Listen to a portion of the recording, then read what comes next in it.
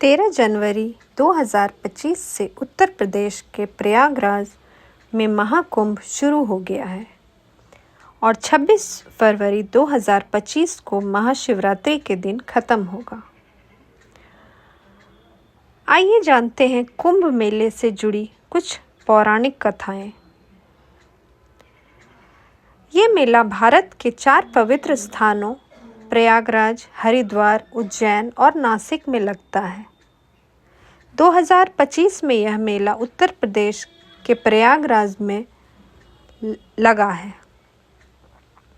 कुंभ मेले को लेकर लोगों में बहुत आस्था है। कहते हैं कि यहाँ स्नान करने से सारे पाप खत्म हो जाते हैं और व्यक्ति को मोक्ष की प्राप्ति होती है। लेकिन क्या आप जानते हैं कि कुंभ मेला हर साल 12 साल में ही क्यों लगता है? आखिर इस मेले की शुरुआत कैसे हुई? कुंभ का मतलब होता है घड़ा। दरअसल कुंभ मेले की शुरुआत एक पौराणिक कहानी से हुई।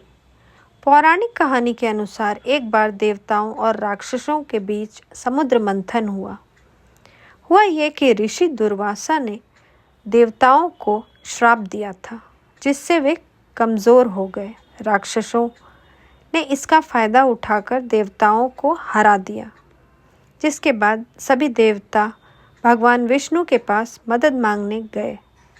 भगवान विष्णु ने कहा कि अमृत पाने के लिए समुद्र मंथन करना होगा। अमृत यानी ऐसा अमर पेय जो पीने से देवता फिर से ताकतवर हो जाएंगे।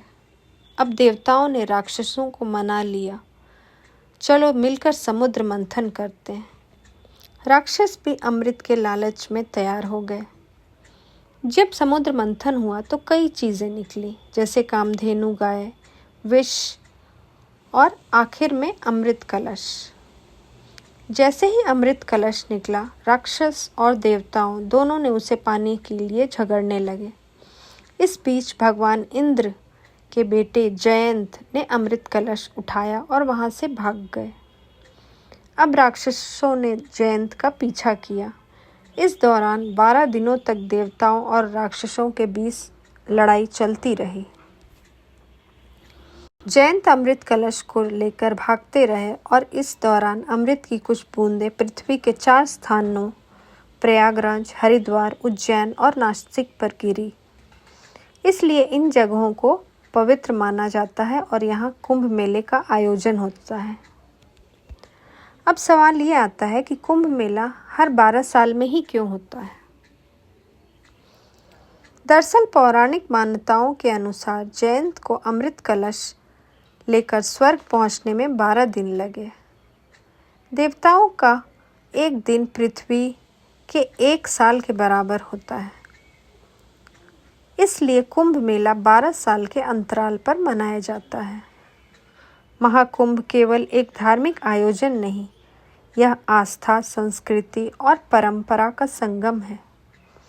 यहाँ लाखों लोग पवित्र नदियों में स्नान करने आते हैं। मान्यता यह है कि इससे उनके पाप धुल जाते हैं और जीवन में सफलता मिलती है।